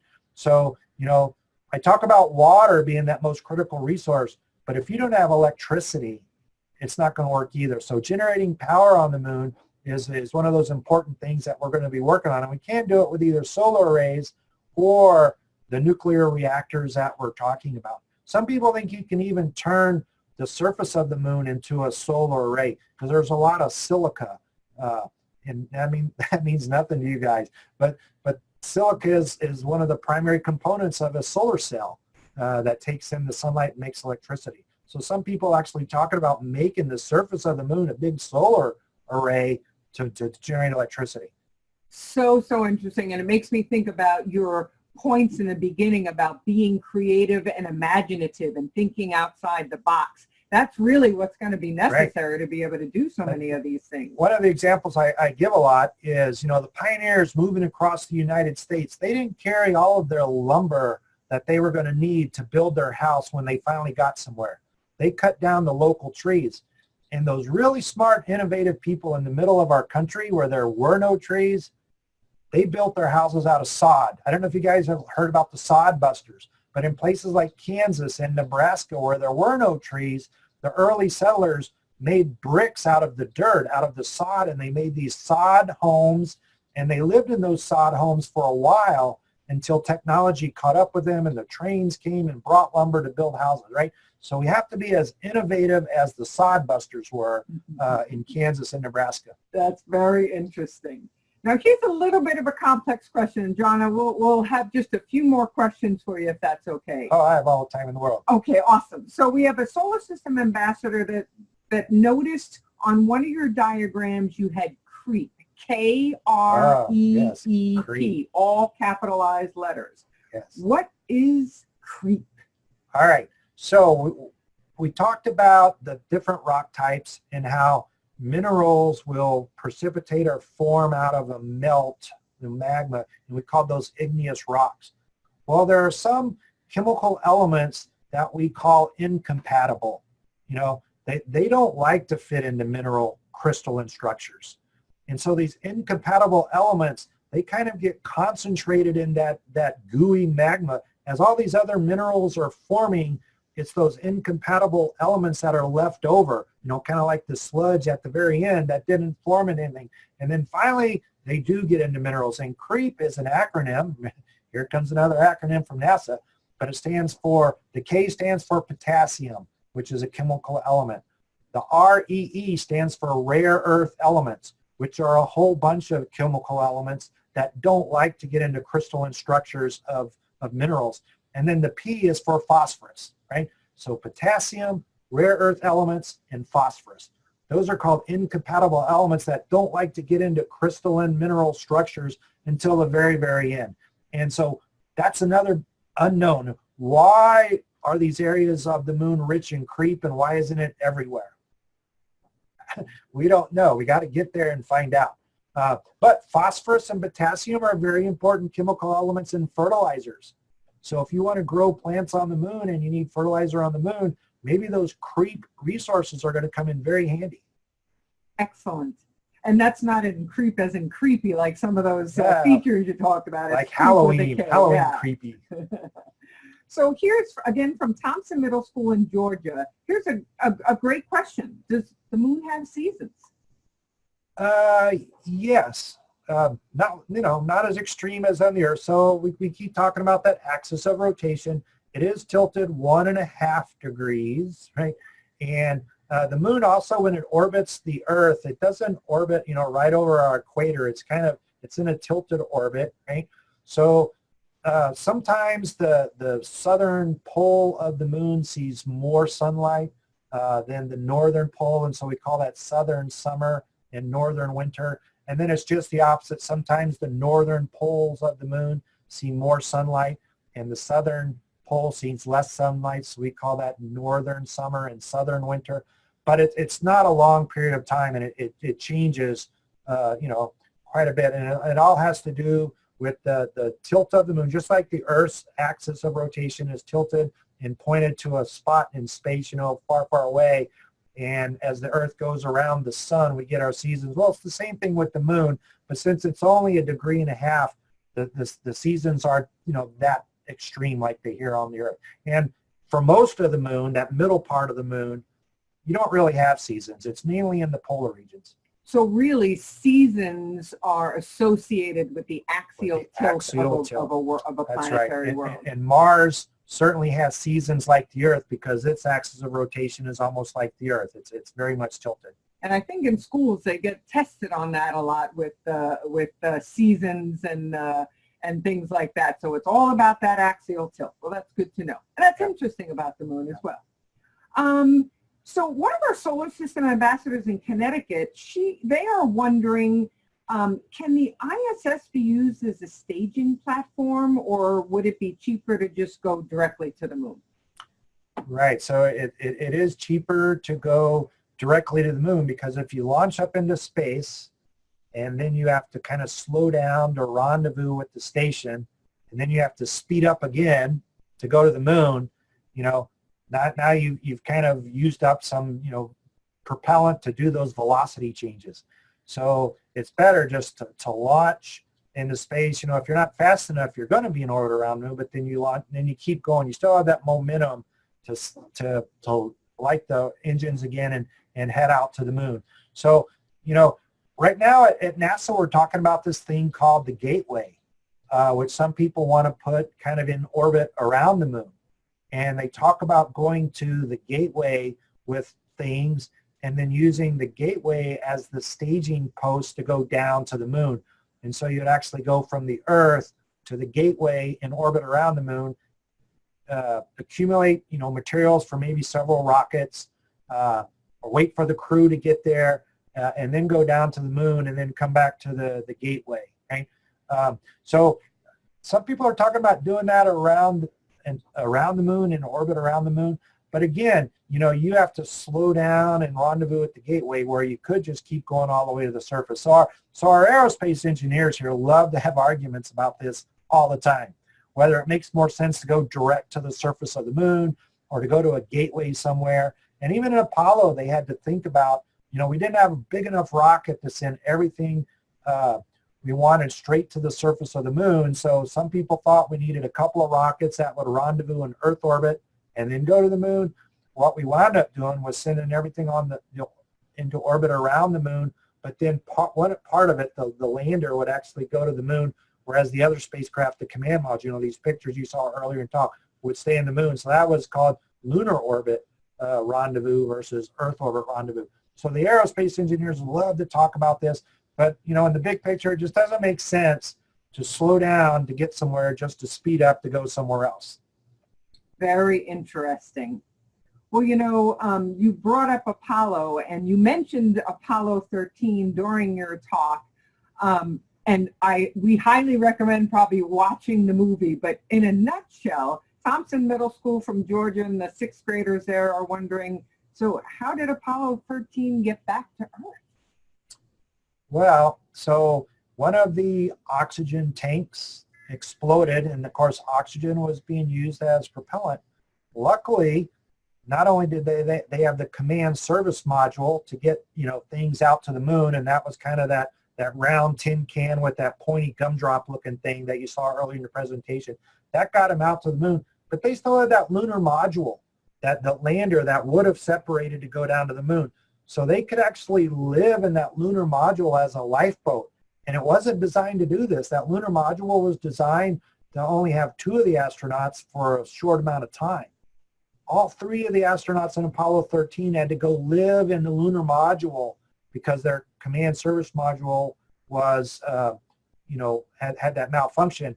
And they had to live in the lunar module all the way back to the Earth, or back close to the Earth. And then they transferred into their capsule and got down. So, watch the movie. They explain it really, really well. But it was very lucky that we had that lunar module with the command module.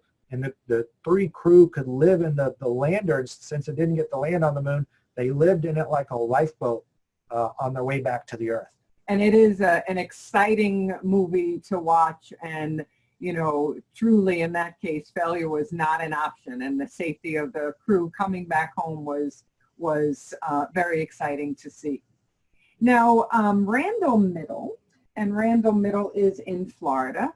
They were wondering, so you did mention future missions to the moon, and you mentioned China's upcoming mission to the moon. Are there any missions that the United States has planned, like upcoming missions, like on the docket? Not officially. Like I said, we're working with those commercial companies, and they're developing these systems that can actually land on the moon. And we've been working with them to help design and develop their lander systems. So we're kind of, on hold really until the commercial companies can get their landers perfected, their lander designs perfected, and actually fly them to the moon. We are working on lander designs right now that can be scaled up to larger landers that would carry people someday. But even our NASA lander designs aren't going to touch the moon in, say, 2024. We have some documents out there at www.nasa.gov. You can look for the exploration campaign, I think, and they're calling it, or Moon to Mars. That's the new buzzword. So Moon to Mars. Go to our main website at www.nasa.gov. Look for Moon to Mars, and you'll kind of see the schedule there. And so we're looking at around 2024 for our first NASA landers. But we're hoping that our commercial partners can land on the moon more like 2020, 2021. So, there's nothing real hard and set as far as dates, but that's our planning schedule for right now. Excellent. And we're certainly excited about that. And, one of our solar system ambassadors in Florida is wondering, is there any priority in building a moon base versus a Mars base? Is there a prioritization there? Well, so, that's one of the biggest challenges when you work at NASA, either as an engineer or a scientist or a lawyer or a business specialist. We have all sorts of careers here. But it's not us NASA people that actually get to make those big decisions. It's the politicians, right? It's the presidents who give us strategic direction, moon or Mars, or moon then Mars. And it's Congress that has to agree with the presidents, number one, and then fund NASA to do those things. So, whenever we get a new president, we tend to get a new direction, unfortunately. But so that's kind of out of our realm to kind of set the strategy. We can give them our technical approach.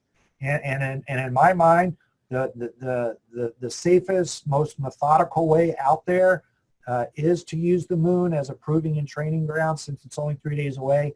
Learn how to work and live on a planetary surface, and then go to Mars someday. But that takes time. But when you have a president that comes in and says, we're going to make it to Mars, you got to put all the moon stuff on hold to do the Mars thing. And then another president says, no, we really want to go to the moon. So we kind of go back and forth when it comes to human space flight. So what we're trying to promote is a methodical approach. And so that's why we're calling it Moon to Mars. It's not really a moon or Mars approach. It's a moon and Mars approach, right?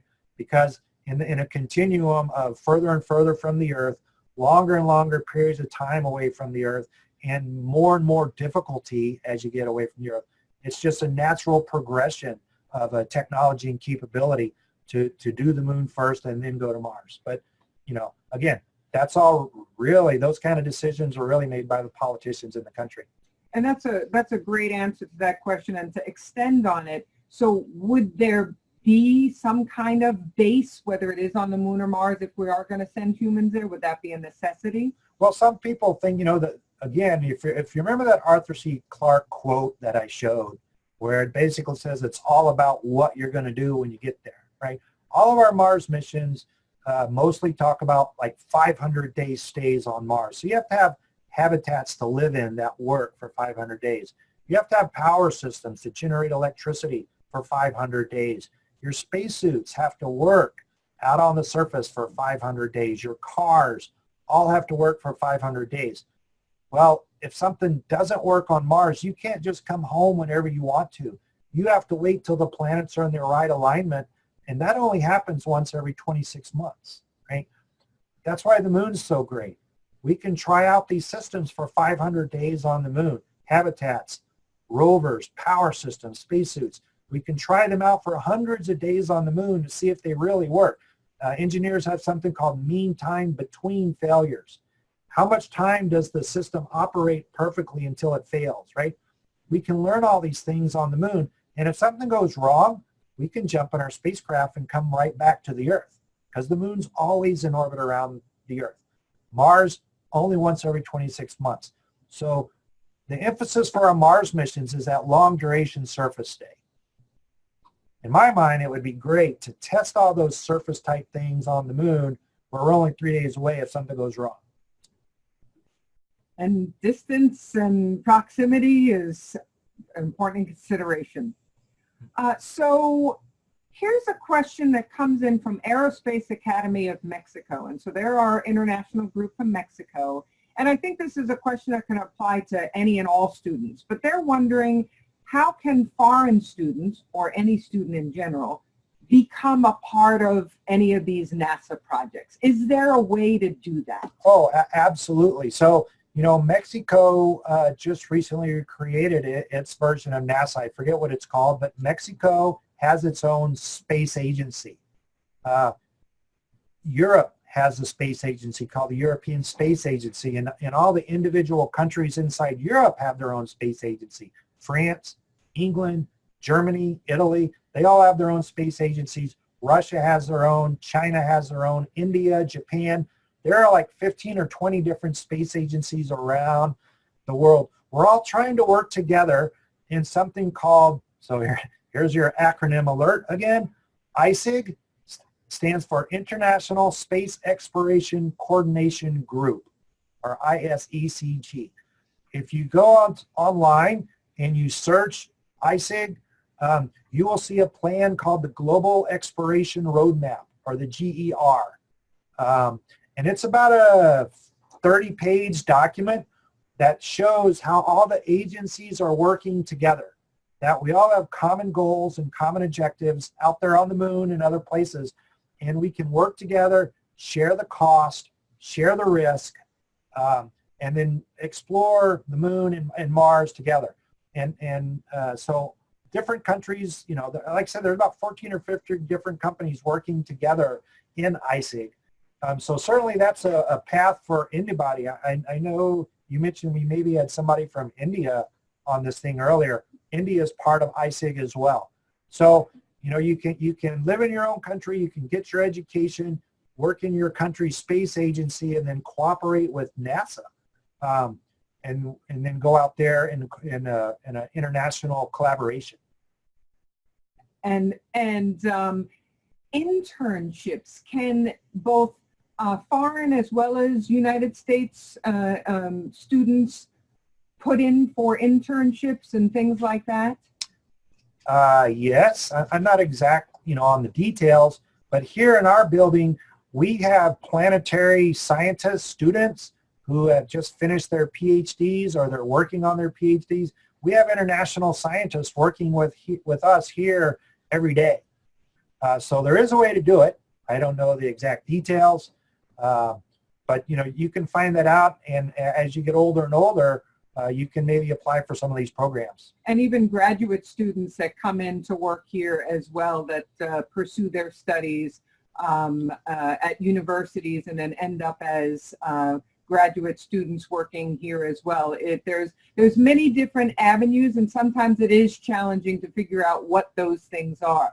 Getting involved and being involved and pursuing that higher education degree can really help you probably find a way into the system. Would you? Yeah, on our I talked about www.nasa.gov. On that website, there's an area that talks about education and all the different programs that are available for internships, and whether which ones are open to international participations and which ones are not.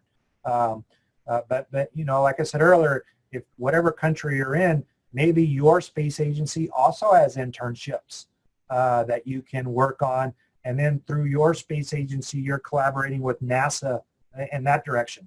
But I would check out our website and look at our education opportunities. But I know in this building, we have college students and post-college with PhDs in our building all the time from all around the world. Absolutely.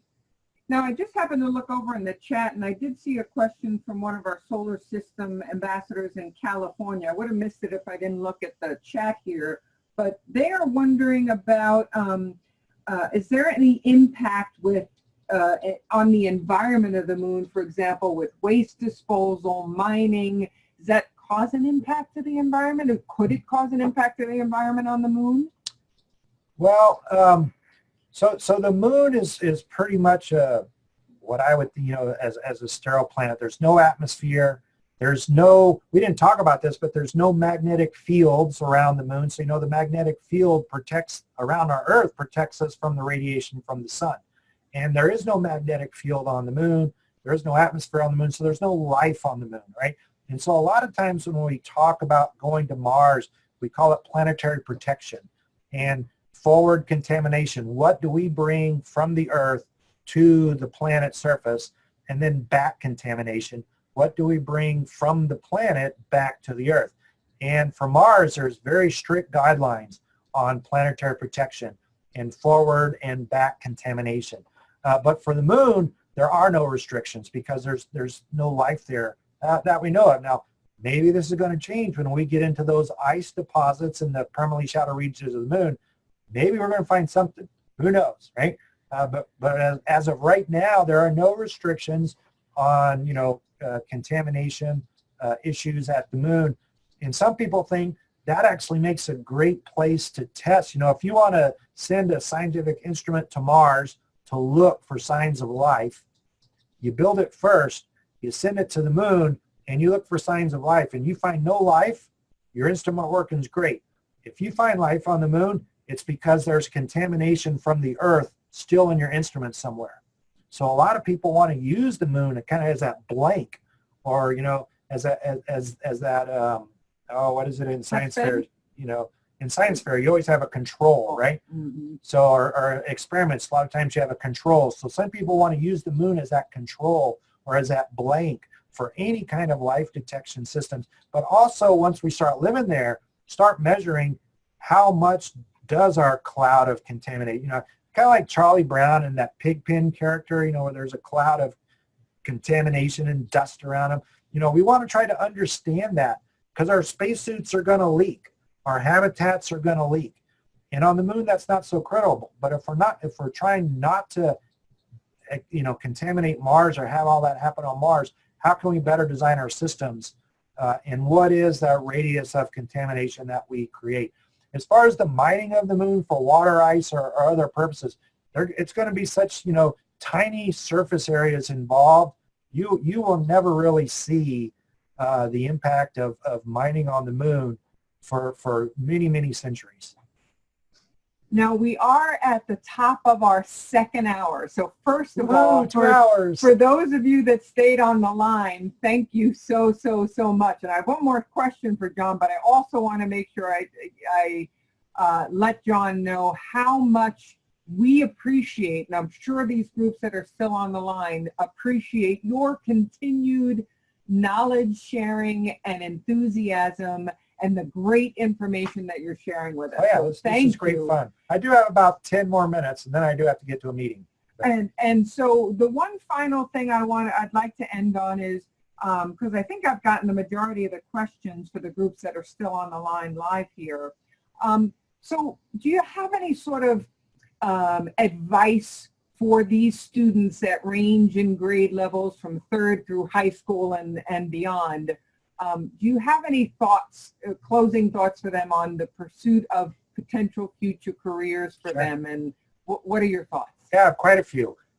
First, we talked a lot about robots today because those robots are going to precede the humans, most likely. And so I tell kids all the time, if you can learn to design robots, program robots, build robots, repair robots, you're going to have a job for the 21st century, right? Because robotic technology is everywhere. It's not just at NASA. It's everywhere. So if you can get into robotic technology, in any of those realms I just talked about, hardware or software, you're going to have a job. When we go to the moon, we talked about Jack Schmitt being the only Apollo astronaut that was a scientist. All those other guys were like test pilots from the military, right, or pilots. When we go back to the moon, all this talk about resource utilization and turning the natural resources of the moon into useful products, that's chemical engineering. That's civil engineering, right? Any kind of engineering that you can do in college will set you up really nice to work in the space program and also to work on the moon someday, right? But engineering jobs are all over the place here on the Earth.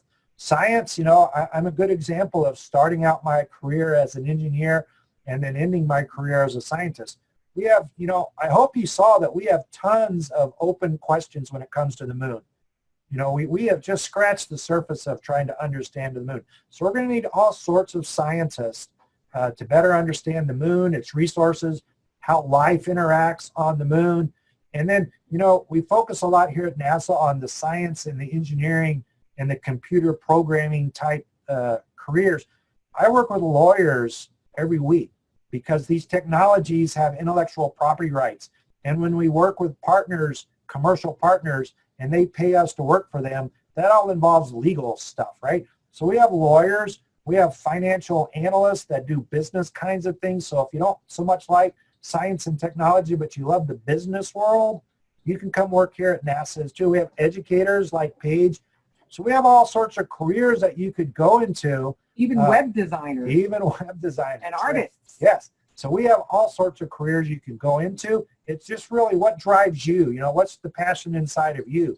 Do you want to be that scientist trying to figure out how things work? Do you want to be that engineer designing things so those scientists can get their job done? Do you want to be that lawyer, connecting the international companies or the international space agencies? Lots of different ideas and jobs that you can pursue and still work in the space program. Excellent. So, and I think following that passion is so important, because if you love what you do, you never work a day in your life.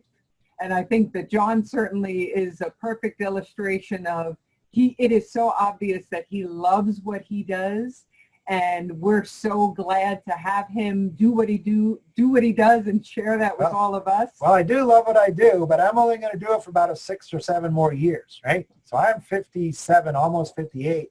I'm going to retire one of these days. I need you guys to come and replace me to keep this adventure going. Yeah, and you guys and gals out there are the future. So we need you as our scientists, our explorers, our future astronauts. Yeah, because we're going to need a replacement for John. So we can have someone else sitting here sharing that knowledge with all of you. Just show up at the front gate someday and say, I'm here to replace John Gruener. Maybe that'll work. Maybe that will work. You can quote John on that. Well, with that, it is about 5 minutes past the top of the hour, and I think with that, we'll bring things to a close so John can get to his next meeting. I'm sure not as exciting as this meeting. No, unfortunately not.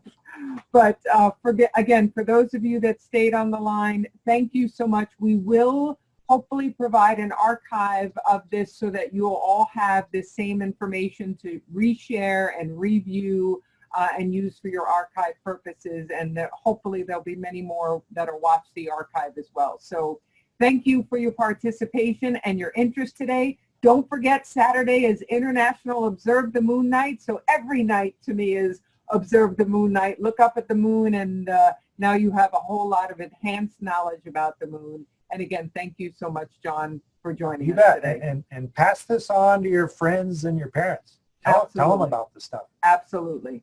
Great. Well, thank you so much, everyone. Have a great rest of your day, and we'll again connect with you soon.